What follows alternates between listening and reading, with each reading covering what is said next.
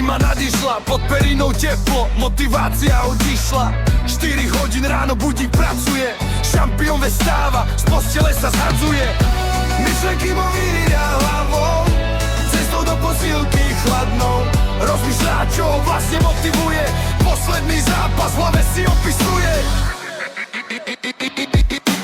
Úder za úderom si prehráva, svoje nedostatky si priznáva. Stále sa on ale nevzdáva, sám nad sebou vyhráva.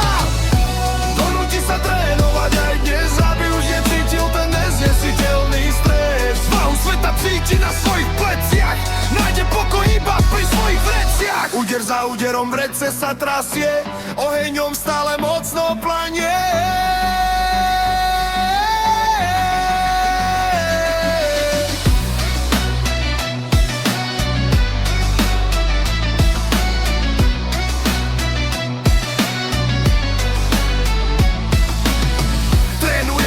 Poctivo, najbližšie z protivníka urobí hnojivo. Skôr či neskôr zápas nastane, z prachu a popola šampión